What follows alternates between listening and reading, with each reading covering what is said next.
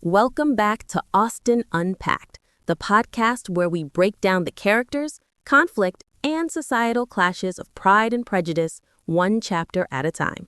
I'm your host, and today we are diving into one of the most pivotal chapters in the entire novel, Chapter 3. This, listeners, is the chapter of the Meryton Ball. It's the chapter of grand entrances and even grander insults.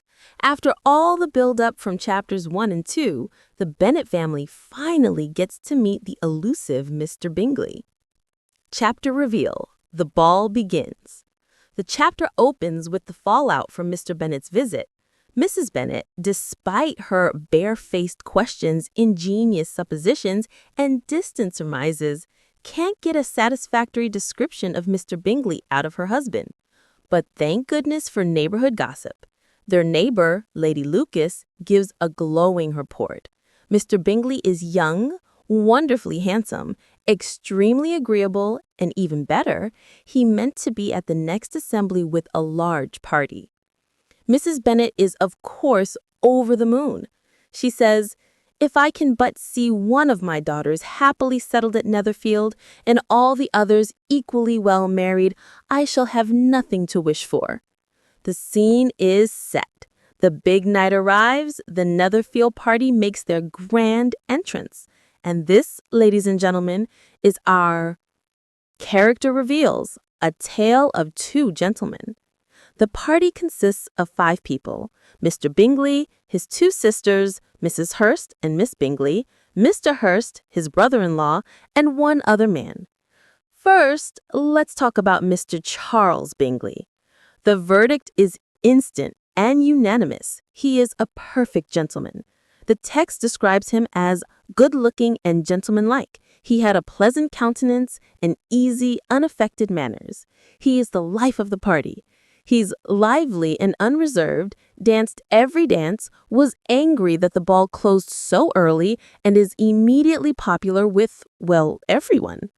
And most importantly, he seems quite taken with the eldest Miss Bennet, Jane.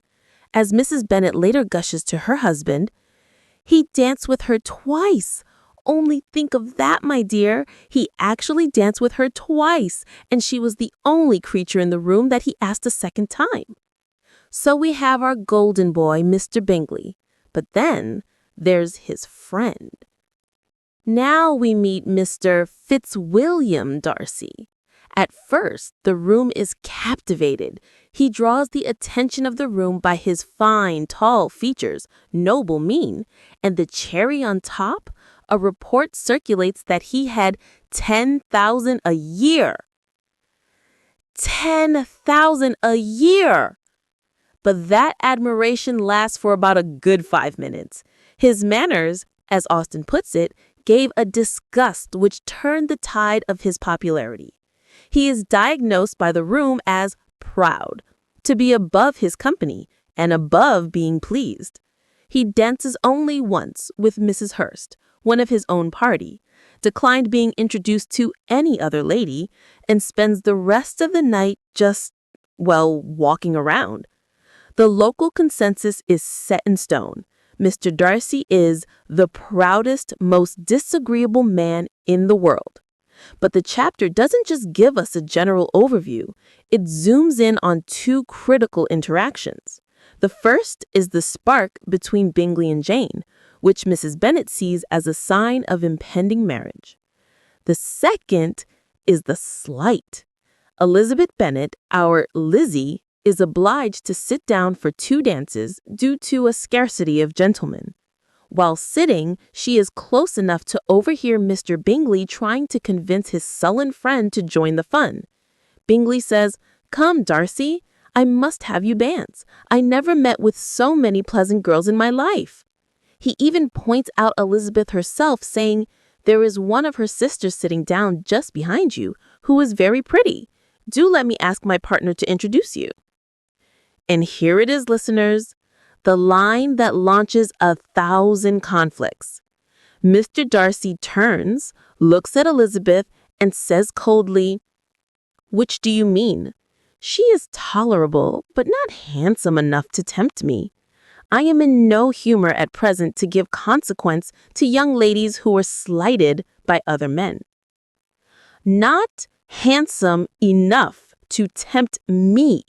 He says this within her hearing. The audacity! But this is also a crucial reveal for Elizabeth's character. Is she crushed? Does she go cry in the corner?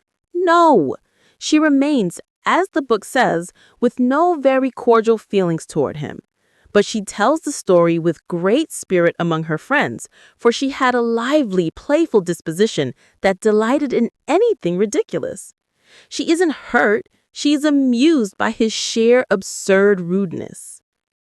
Outro. The battle lines are drawn. And so the chapter ends. The Bennet family returns home and Mrs. Bennet cannot stop talking. She is thrilled with Jane's success with Bingley. He is so exceedingly handsome, but absolutely incensed on Lizzie's behalf. She tells her husband, "But I can assure you that Lizzie does not lose much by not suiting his fancy, for he is a most disagreeable, horrid man. So high and so conceited, I quite detest the man." And there we have it.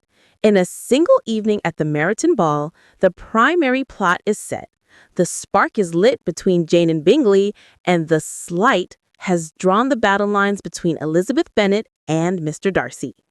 That's all the time we have for today on Austen Unpacked.